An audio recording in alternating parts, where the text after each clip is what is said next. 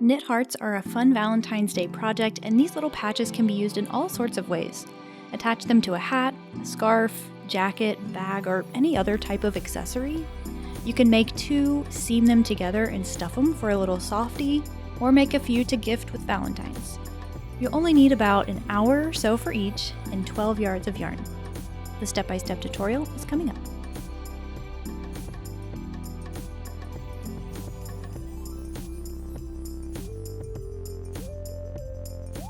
First things first, I chose to work with Mary Maxim Woodlands yarn for this project because I love the palette of colors that are available, and I also really like the organic look of the alpaca that's blended into this yarn, but you can use any medium weight yarn in your stash. Now this one's not super complicated, but there are a lot of instructions, so to follow this tutorial in the easiest way possible, you'll want to have the pattern handy.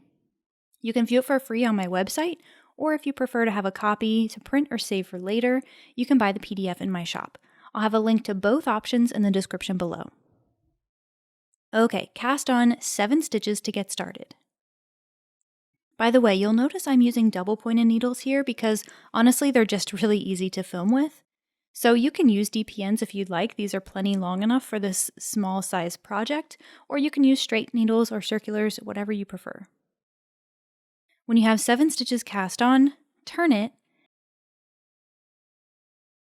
and go ahead and knit every stitch.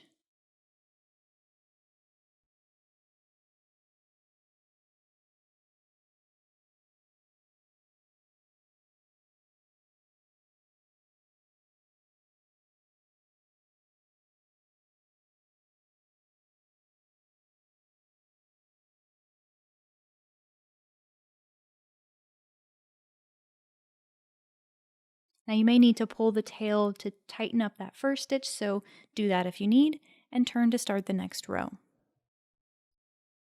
We'll increase on row 2, and the stitch we'll use to increase throughout this pattern is the KFB, or the knit front back. So to work the KFB, insert the needle knitwise, wrap the yarn, and pretend as though you're knitting it as normal, but don't slide it off the needle. Instead, swing the needle around to the back so you can catch the back loop, insert the needle in the back loop, wrap the yarn, and knit it off.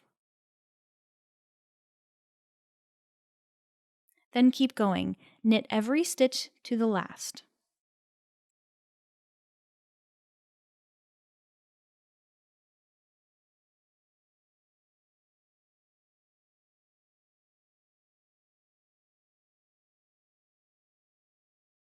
And KFB again and the last stitch for another increase.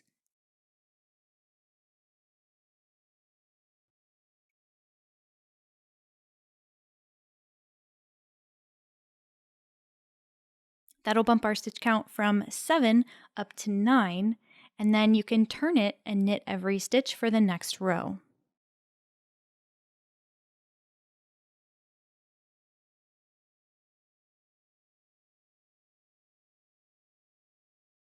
You'll notice this sort of trend throughout the entire project.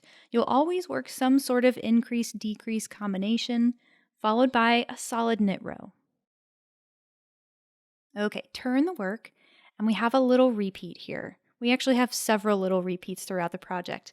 The first one, though, work rows 2 and 3 more times. You'll increase by 2 stitches every time you do that repeat, so you'll end up with 15 stitches on your needles at the end of that repeat.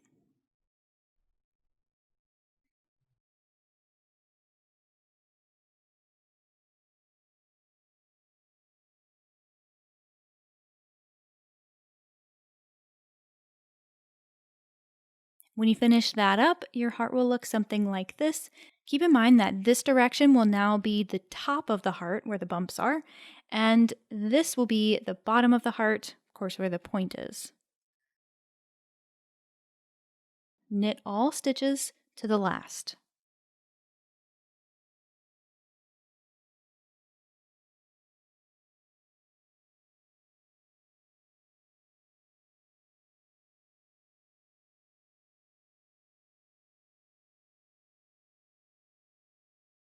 Then KFB.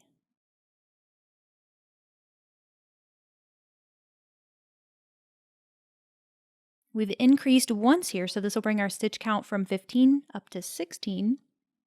Then of course, flip it and knit every stitch in the next row.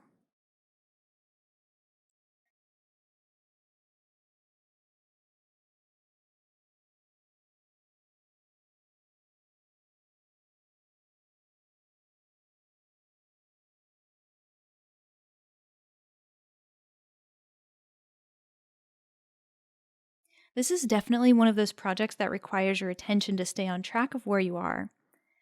The best way I found to keep track of my place within the pattern and all of the instructions and repeats is to make check marks on the rows I completed and then tally marks for the repeats.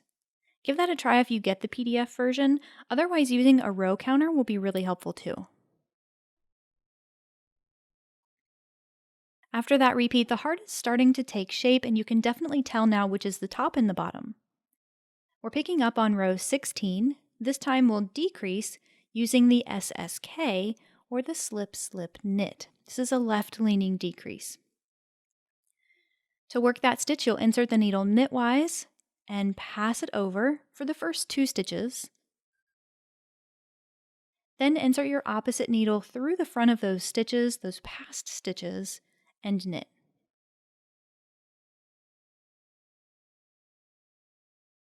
Then knit every stitch to the last.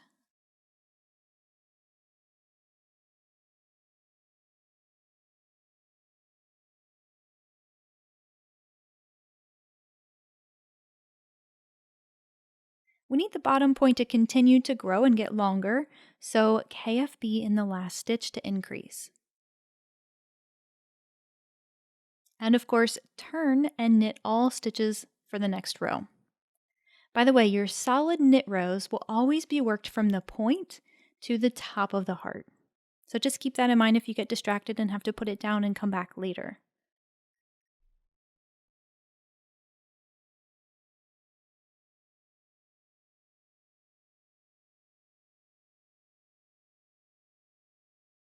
Now for another little repeat, work rows 16 and 17 3 more times.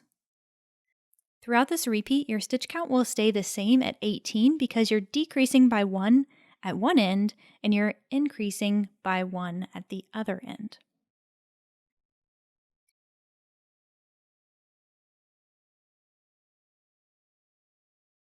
When you finish that repeat, you're officially at the halfway point. Everything from here on out will be the opposite of what we just did. So picking up on row 24, we need to increase at the top now, so KFB in the first stitch.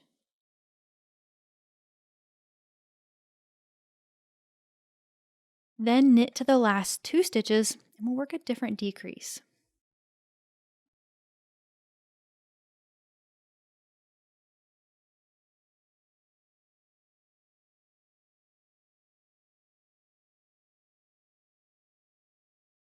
This time we need a right-leaning decrease so our heart has the right shape, and that's the knit 2 together. To work that stitch, insert your needle in both stitches and knit them as if they were one. Again, your stitch count will stay at 18 because we increased and decreased at both ends. Then, you guessed it, knit the next row.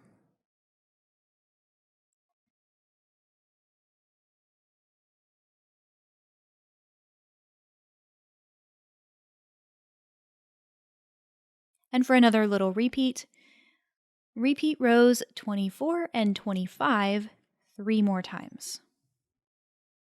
Now keep in mind that your stitch count will stay the same throughout this repeat. You'll have 18 stitches throughout.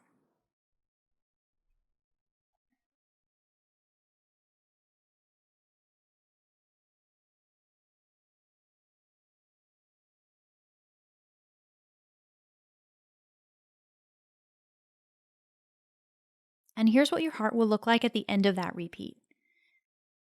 We're picking up now on row 32 in those written instructions. You'll knit to the last 2 stitches.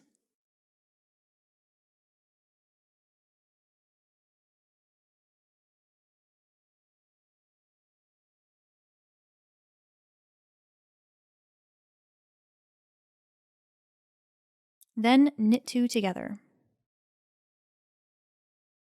This will decrease your stitch count from 18 to 17, and of course, turn and knit the next row.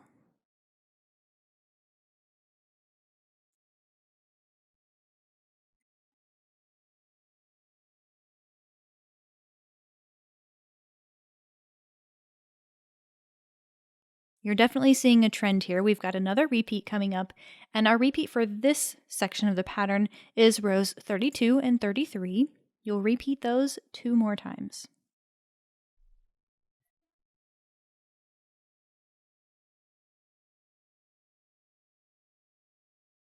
And at the end of that repeat, you'll have 15 stitches on your needles, and this is what your heart will look like. Picking up next on row 38, we'll decrease at both ends now. SSK first.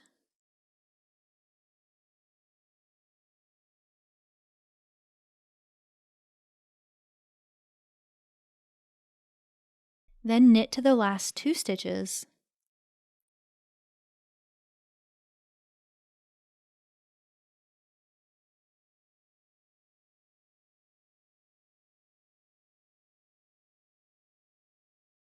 And knit 2 together. That'll bring your stitch count down to 13. Then turn for row 39 and knit all stitches.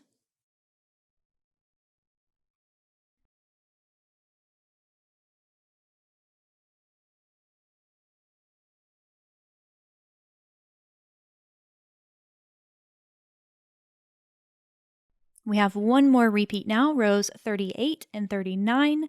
You'll repeat those rows 3 more times.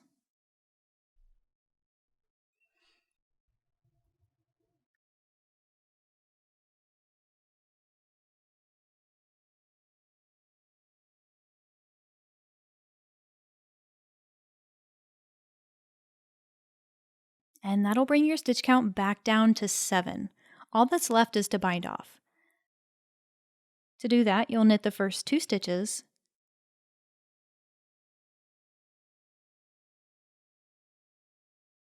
then pass the first loop over the last. Then knit the next stitch, pass the first loop over, and repeat.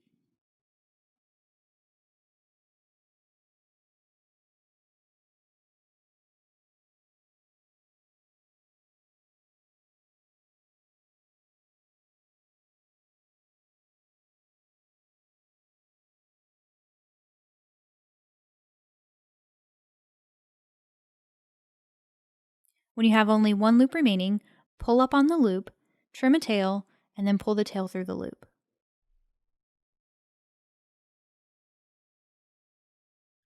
Now, one thing you'll notice is the bind off edge is much boxier than the cast on edge, so we want to fix that using the tail. You can tinker with this a little to get the best results, but I found it worked really well to run it along the bottom edge here and pull it to sort of smooth out that hard edge.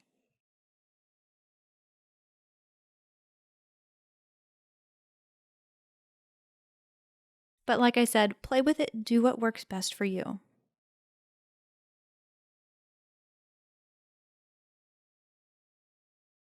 Now you may want to keep these tails in place. You can sew it onto your project, or you can simply weave them in along the edges and finish it off.